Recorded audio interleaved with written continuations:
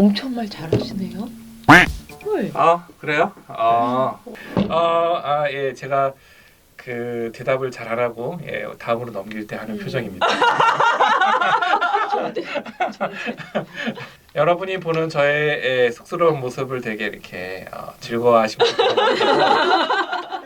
여러분 저를 잘 알기 때문에 저 사람 웃기네 이렇게 생각하시겠지만 일반 대중이 보는 모습하고는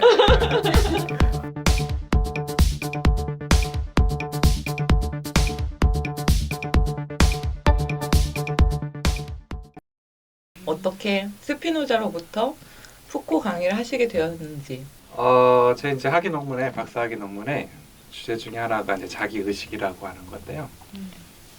중요한 주제인데 그 의식이란 말이 콘스키엔시아란 말인데 약간 좀 특이하게 스피노자가 쓰거든요. 그 의식하고 자기 의식하고 자기 인식을 거의 동의어로 써요. 근데 이제 현대 철학, 근대 철학에서 자기 인식이라는 말이 갖고 있는 의미가 있는데 그것과는 좀 다른 방식으로 이제 자기 의식을 얘기하거든요. 이제 의식이란 말 자체가 그 16, 17세기에 이제 새로 만들어진 말이에요. 신조어고 그 우리가 지금 생각하는 의식이란 말과는 조금 다른 뜻을 갖고 있어요. 약간 윤리적인 의미를 가지고 있거든요. 뭔가 이렇게 좋고 나쁨, 뭐 옳고 그름을 나누는 기준과 관련이 돼 있는 말인데 이 말을 왜 스피노자 자꾸 쓸까? 처음엔 그게 잘 이해가 안 됐는데 자기 의식, 인식 이게 스피노자 어떤 윤리적 사유하고 좀 깊이 연관이 되어 있다. 이런 이제 생각을 갖게 되었고 그리고 이제 한참 지나서 학위 논문 쓰고 한참 지나서 푸코의 이제 주체 해석학이라는 책을 봤는데 자기 인식이란 말이 어떤 객관적인 자기 자신에 대한 지식을 의미하는 것이 아니라 어떤 윤리적인 주체를 만드는 어떤 중요한 개념이었다 라는 말을 보고 깜짝 놀랐죠. 이게 되게 고전적인 그러니까 서양 어떤 그리스 로마 철학부터 뭔가 이렇게 흐름이 있었던 이야기였구나. 그리고 이제 그런 고전적 사유가 근대 사유에 남아서 굉장히 힘을 발휘하고 있구나. 이제 이런 거를 깨닫게 되었고, 이제 사실은 고대 철학에 대한 관심보다는 이제 근대 철학을 이해하기 위해서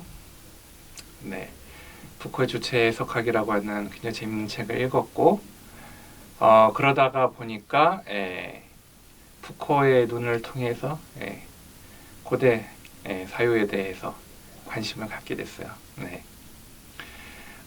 그리고 이제 푸코의 후기책들이 이제 비난을 많이 받잖아요. 나이 먹으면 고대 철학으로 가는구나. 다 결국에 그리스 로마 철학 얘기하는구나. 뭐 이런 얘기를 하는데 단순히 이제 그렇지 않다는 걸 느꼈는데 푸코가 고대 철학을 읽는 방식이 굉장히 독특하거든요. 아마도 그 고대 철학 전공자들은 굉장히 거북해할 이야기들, 받아들이지 못할 이야기들, 실제로 이제 그런 얘기를 많이 한 걸로 알고 있는데 굉장히 과감하게 하고 있고, 그래서 이제 저는 이제 철학사 연구자라고 생각을 하는데 스스로를, 그러니까 철학 연구자라기보다는 철학사 연구자인데 철학사를 어떻게 해야 할 것인가, 어떻게 공부해야 될 것인가에 대해서 푸코의 방식을 많이 이제 참고해야겠다, 뭐 이런 생각도 이제 하게 되었습니다.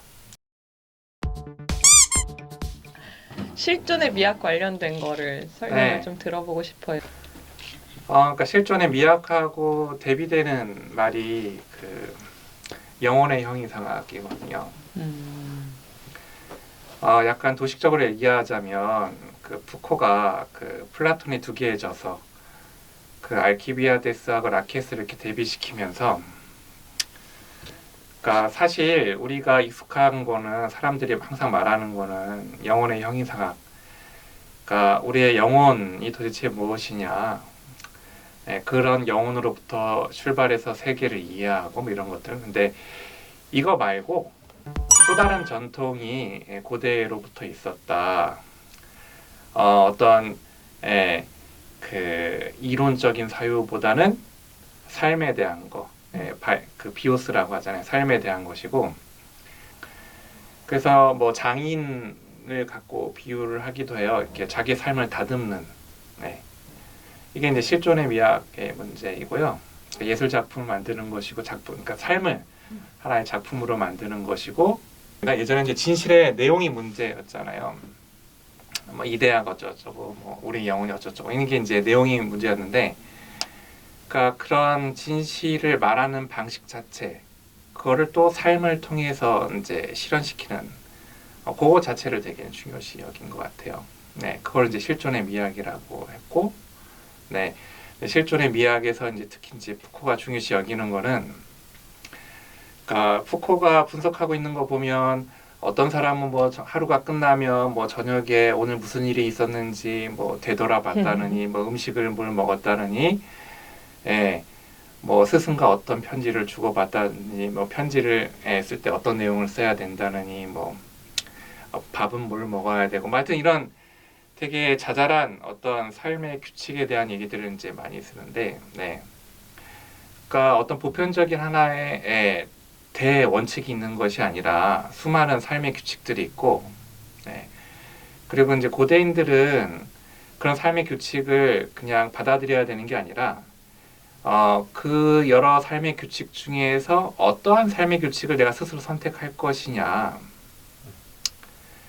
그래서 이제 그 에토 포에시스 이런 말을 얘기하는데, 그 푸코가, 그러니까 포에시스가 제작하다, 만들다, 생산하다 이런 뜻이거든요. 그러니까 에토는 이제 에토스 윤리에서 나온 말이고, 그래서 이제 윤리를 어떤 삶의 규칙을 통해서 이렇게 만들어가는 과정, 그러니까 어떤 도덕적인 주체가 되는 과정, 그러니까 거시적인 어떤 도덕 법칙이 아니라 어떤 삶의 사소한 규칙들을 통해서 자기 자신을 하나의 윤리적인 주체로 만들어가는 과정, 이런 과정에서 어떤 자율성 이런 걸 찾았던 것 같고, 푸코는 이제 그런 생각에 매료되었고, 그게 이제 단지 고대 철학에 있는 것뿐만 아니라 뭐 19세기에 뭐 전투주의라고 부르던데, 뭐 혁명을 중시 여기던 어떤 운동의 경향이라든가, 아니면 현대의 뭐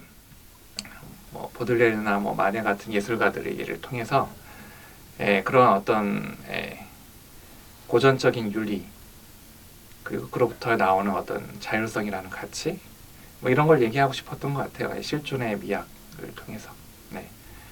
후기로 갈수록 훨씬 더 쉬워서 오히려 더 어려운 측면이 있기도 하군. 그러니까 뭔가 그 강의록에서 연구의 그 과정이 그대로 드러나는 것 같아요. 이렇게 뭔가 이렇게 체계를 다 잡아놓고, 그리고 굉장히 이제 쉬운 말들로, 그리고 우리가 좀 그나마 익숙한 고대 철학의 텍스트를 가지고 얘기하는 부분이 재밌던 것 같긴 해요. 수사학적으로 멋있게 말하기, 그런 거 없이 직접적으로 말하기, 숨김없이 말하기, 이런 거를 실제로 보여주었던 것 같기는 해요. 저한테는 사실 그런 푸코의 말하기 스타일이 영종쌤 스타일이랑 굉장히 비슷하다는 느낌이 들기도 해요. 그래요? 저 푸코예요? 예. 푸코의 스타일. 그래, 아무래도 우리가 읽는 책들이 그 강의록이어서 그 아무래도 청자를 고려해서 가능한 이제 쉽게 전달하려고 애쓰는 것 같기도 해요, 푸코가. 근데 푸코는 좀 어떻게 하면 더 명료하고 체계적으로 이렇게 잘 전달할 수 있을까, 딜리버리 할 수 있을까, 이런 거가 좀 들어가 있는 것 같아요. 재밌죠? 이번에 인사원에 철학 공부를 이제 해보려고 하는 분도 들어도 괜찮나요? 약간 푸코 하면 이제 어렵다, 이제 이런 느낌을 많이 받으실 텐데, 보통 말과 사물을 보다가 두통을 느끼고 이렇게 다시 덮고 이런 사람들이 많은 걸로 알고 있는데, 좀 완전히 다른 느낌인 것 같아요. 후기 철학은 우선 강의록이라는 장점도 있고, 그리고 푸코가 관심을 갖고 있는 게 어떻게 이제 고대 전통에서 어떤 새로운 윤리의 가능성을 찾을 것인가라고 하는 어떻게 보면 좀 더 이제 보편적인 문제, 네, 그리고 굉장히 이제 철학적인 문제 이런 거를 다루기 때문에 네, 뭐 사전 지식 별로 필요 없이 푸코에 대한 배경 지식이나 아니면 이제 고대 철학 텍스트들을 많이 다루니까 고대 철학에 대한 어떤 사전 지식 없이 충분히 같이 할 수 있는 얘기들일 것 같아요. 네. 저는 궁금한 게 그러면 네. 제가 후기에 네. 많이 푸코가 영향을 음. 받고 있거나 아니면 서로 대화를 주고받고 있다고 생각하는 철학자가 에피쿠로스하고 네. 저는 스피노자였거든요. 네. 윤리를 만들어가는 데 있어서 네. 그러니까 어떤 공동체를 이룰 것인지에 대한 어떤 밑바탕 같은 게 분명히 깔려 있잖아요. 그들의 사상에는. 네. 그럼 푸코한테는 이 각각 개인의 삶에 윤리를 만들어간다는 거, 예술 작품을 만들어간다는 게 이제 어떤 형상을 가지고 있을까? 그러면 이 사람이 그 구성 인자들이 모여서 만들어내는 삶은 그 삶은 어떤 형태일까? 이게 약간 좀 너무 어려웠던 것 같은데 선생님은 혹시 이렇게 전체적으로 그려진 상이 있으신가요? 네, 뭐 그런 비판을 좀 받는 것 같아요. 좀 이렇게 어떻게 보면 되게 비정치적이고, 네, 그리고 어떻게 보면 되게 개인주의적이고, 때로는 되게 가볍게 댄디즘이라고 이제 비난을 받기도 하고, 네, 그거는 한번 좀 더 같이 한번 들여다봐야 될 것 같아요. 제가 지금은 이렇게 딱, 네. 그리고 아마 그 푸코 자신도 생각이 조금씩 바뀌는 것 같아요.